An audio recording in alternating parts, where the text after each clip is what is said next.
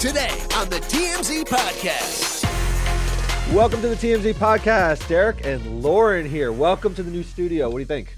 I told you, this is the condo. I was in the projects before. A little bit of an upgrade. Mm-hmm. A little bit of an upgrade. I'm proud of y'all. Oh, Looking thanks, good out Loren. here. It's good to have you here. All right, we got two big stories today. I want to start with this monster on the website, which is Bad Bunny and Kendall Jenner riding on some stallions together in Malibu. So we've been seeing a lot of smoke, I should say. A lot of smoke, walking into places, separately arriving, but the same, venue, never talking about the nature of their relationship. But we saw the kiss, though. We did see the kiss. We saw a kiss. So there's been speculation. A little fire there. But you tell me this all the time in the room. You're like, people kiss sometimes. They don't mean they're dating Now just make me a hot girl, Derek, okay? I get what you're saying, especially in I feel like in Hollywood, it's a thing of like, people are dating somebody one week and then the next week it's like, oh, this whole new celebrity couple or like they're married to someone else. Right. You can have a kiss and it's not your boyfriend. It's not your girlfriend necessarily. Exactly. Now, I'm going to ask you about this. So they're riding horses. They're in Malibu, which for people who don't know, they think of Malibu as a very fancy place, but Malibu is also like a horse country kind of place. So they went to Malibu. They're riding on some horses together, which you can do platonically. You and I can go horse riding. It wouldn't be a big thing. We're not sharing the same horse, though. But sharing the horse. Because we are not. We're not there. But and I think that's go ahead. Yes. I think that says a lot about where they are in the relationship. Number one, I feel like first of all, like they were there, we were told they were there for 90 minutes. Right? That's an hour and a half. Exactly. So this is not just like a cute, let me go horseback riding because she's suggesting that I want to do it. It's like, no, I know she's really into horses, which we know Kendall's into horses. Yep. Bad Bunny has had some experience with horses as well, too. We've seen him on some of his music videos. Although he's on Adidas, he's got Adidas on and she's got the true boots on. I don't know if he knew he was going on a horse date. But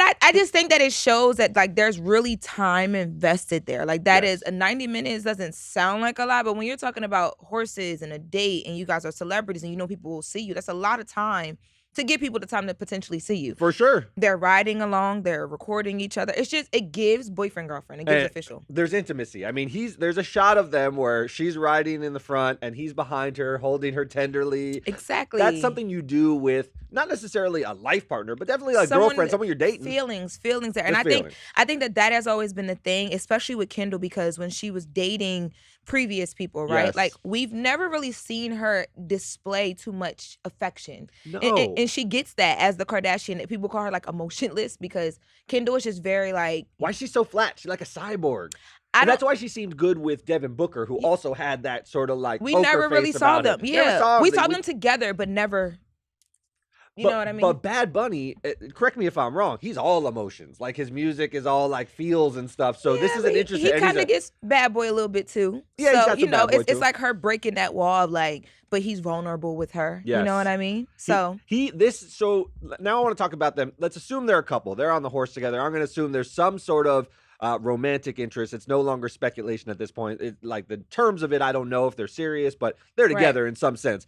What do you think of them as a couple? I think Bad Bunny, to me, has taken this massive leap in fame. He's a big artist now. He's one of the biggest. I'd say he's a top 5 artist right now. Yeah, he's huge. I honestly, I don't really have too much feelings about them as a couple. I think it's really hard for me to place Kendall with someone long term in the sense of like, I don't know, like marriage or those conversations with her just don't stick out to me. I know, she's so marriage, hard to read. Kids, all that. Yeah, exactly. And I also think too, I mean, I would love to hear from Bad Bunny, like, why in the conversations that they're having, because I know there was he got a lot of, can I cuss on here? A little bit. He got a lot of shit. He got a lot of, and I got to be like very vulgar when I say it because they were dragging him because of Kendall's past with kind of like not understanding certain cultures and him coming from being like a voice for, certain cultures. You know what I mean? I was a voice out there about Kendall when she was culturally appropriating Mexican culture with that tequila. You remember I said, don't put on that poncho.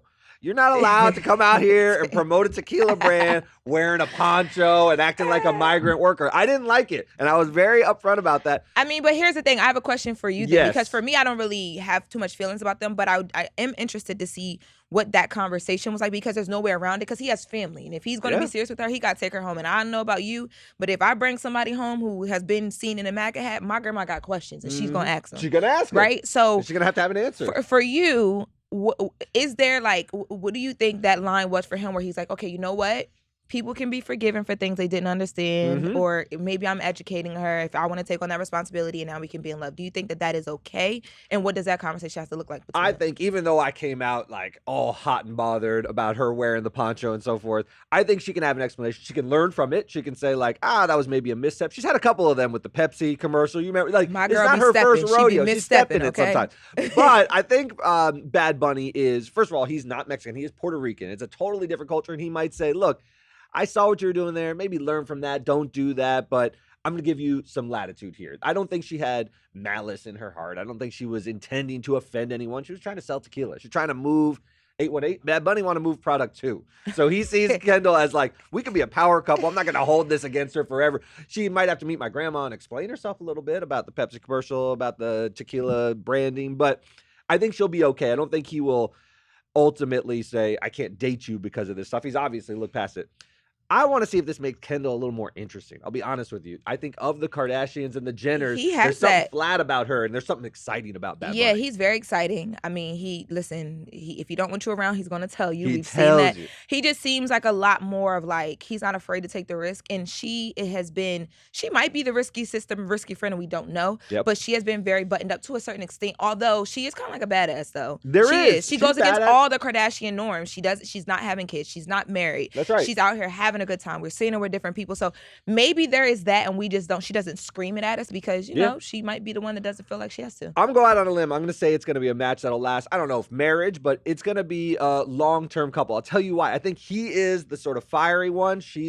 I think they complement each other. When she was with Devin Booker, I think they both had kind of that similar personality, kind of flat, and like eventually that gets boring. I think Bad Bunny going to put a little spice in it.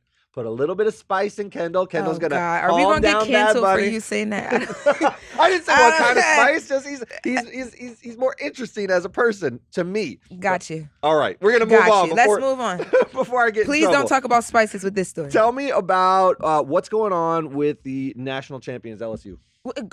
Okay, so first of all, I just want to preface this in saying that I've never really cared as much about basketball You're in now. And I love the fact that this is happening in the women's basketball arena, college, right? But so you have you love Angel Reese. Oh, see, She is a star. I've been on Angel Reese for a few months only because she has been getting these slighted microaggressions from these organizations that she's playing with and the fans for a while. So there's been a thing on Twitter with Angel Reese and supporting her as a black girl, as a black woman for a while. I never really checked into the stats though. Like when they won, I was like, oh wow, okay, great. Yep.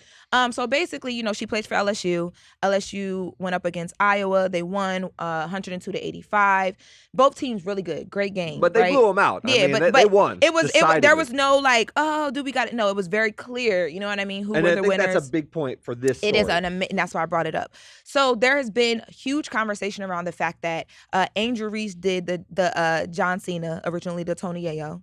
She gave a little of this. You exactly. Can't see me. She did all of this, right? And she taunt Caitlin Clark. In sportsmanship of the game. You know what I mean? It's so competitive when you're on the court. We've seen it with male players all the time. And Caitlin Clark, National Player of the Year. She ran Iowa, had a great run, but she ran into Angel Reese, and Angel Reese beat her in the national championship. So she gave her a little of this. They played each other before, and Caitlin is known as the comeback queen. Like, she also gets a little crazy on the court, talks, you know what I mean? Talks her talk and all that stuff as well, too. Had done this move at the tournament. Exactly. So this was kind of like a returning of okay, you think you're great, I came in and I took the throne. That's exactly what it was. I loved it. So when that happened, there was a conversation just about Angel Reese and, her being classless and too aggressive, and it just being basically she's the ghetto girl because she got a little bit aggressive in a sportsmanship way, which we see all the time with players, because she's on this court, and the obvious difference is her opponent is a white woman and she is a black woman. They do the same exact thing at different times, and one is looked at as like, oh my God, this is so distasteful, this is so nasty, and then the opponent, it's,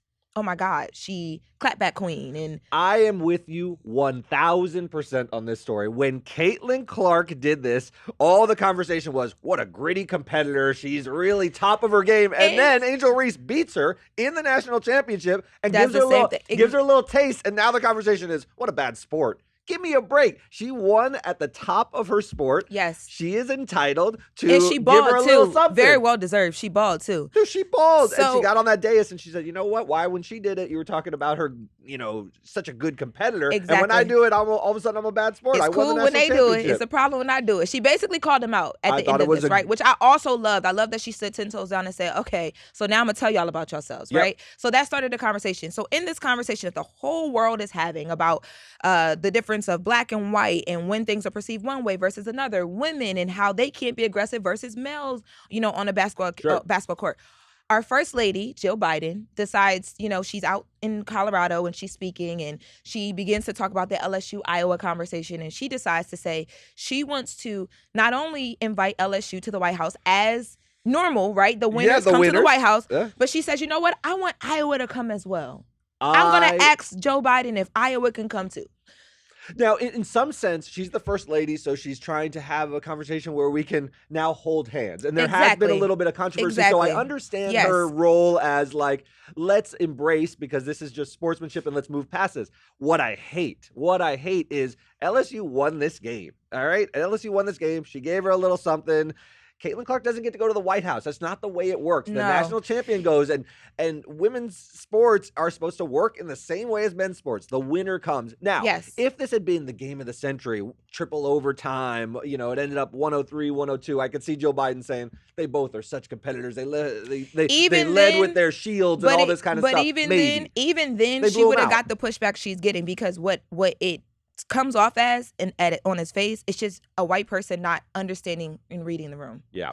It comes off very white, very tone deaf, and and not even tone deaf in a sense of color. It also comes off as Joe Biden has always been, I'm from Delaware. So the Bidens have been kind of they're the first family of Delaware. They've been around, and I've worked with Joe Biden in different circumstances. I know she's very big on women and education, and she's a very sweet woman. But I think sometimes people have to understand that you may not understand it. To me, it comes off as you don't understand the women of LSU and how they feel for you to even say that, because I would have felt wrong even suggesting that, even if we were 101-102 at the end, or however the score works, right? Because it's a thing of now we're being prefaced with, although we won, I have to look at my opponent and say sorry because I competed well and I showed sportsmanship or competitiveness on the field. And the only difference is because I'm black, it's looked at as too aggressive or wrong. And then you want to bring her, or not even just her, because I don't want this to just be about, that this one girl. Angel, you know what and I mean? Caitlin. This is a whole team. They're kids. I hate that it's about these two, but it's a bigger thing. But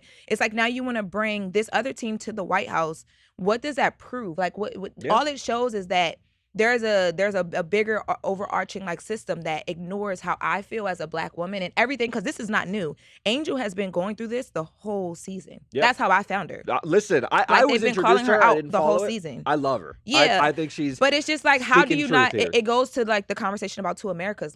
As the first lady, I love that you want to be inclusive of all women, but at the same time, sometimes it's okay to prioritize somebody that doesn't look like you that you can just understand. I love it. And I think that's the conversation that people are having now. That's why people are upset. Now, they tried to backtrack. Yes. So that's my next question. So Angel then tweets laughing on the floor to Jill Biden saying both teams get to come, because this is not the way it works. She also said we're not coming. She said we're not coming, period. And she's do you think, I don't think she can control whether the team goes, but she's their leader and she's saying we shouldn't go. This is nonsense. I think the team, they've done a very good job of LSU of supporting her throughout this, because she's been getting so much. So I think that if she's really in a position where she feels like this is disrespectful to her or disrespectful to the team or whatever, I think that they would support it. And it now turns into a bigger conversation that Jill Biden put her foot in. So what does Jill do now? So Jill Biden is now in the middle of a controversy. She didn't think so. Now, I don't think Jill Biden... She was trying to help. Trying to solve the situation. It's like a thing of she's older. She's a little bit maybe out of touch with what the conversation was. And then also very tone deaf on his face as far as the conversation about color that we were having. How'd she get out of it?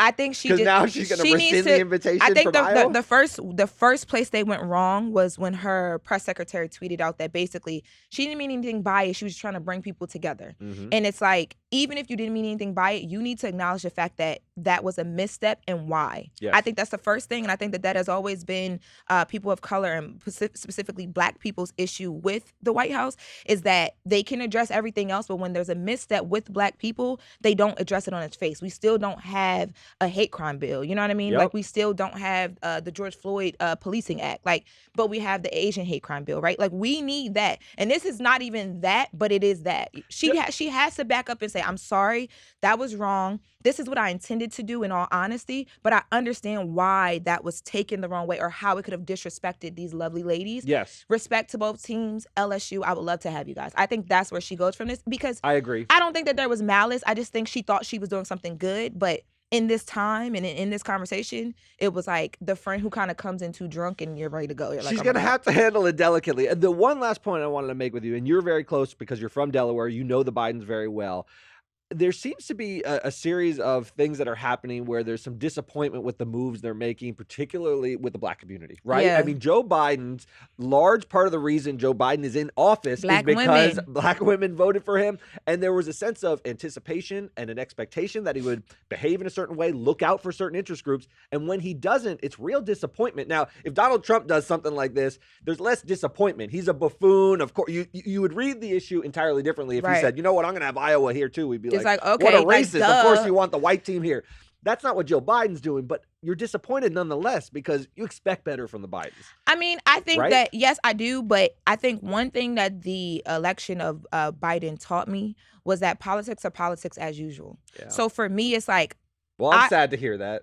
But it's real life, right? Because what I realized was when we got Kamala in the VP seat, that was kind of like our sacrificial lamb. Like, and I don't want to say it like that, but the way that it basically was like, you have to do this in order for us to vote for you, and he did it. And once he did that, I learned that politics is all about the give and take, right? He felt like I'd done my job. Exactly. So his intention might not always be to look out for us or for Black women or Black people, but he knows what is keeping his, his paychecks coming. So as long as we have that, there's always a leverage. It's just about us utilizing the leverage and like calling it out when it's not. So right now, that's why Joe Biden is getting so much, because it's like, please don't forget, First Lady, we love you, but don't forget. Please always tread lightly. And as long as we have that, I think that there's some power. We just have to understand how to utilize it. So I'm not disappointed because it's expected. But it's good to remind them when they step in it, you got to remind them. You have to. And I think that conversations like this, although people are like, oh my God, it's just basketball. I wish it could just be basketball. Yeah. When you are Angela Reese, it's never just basketball for you. It's always,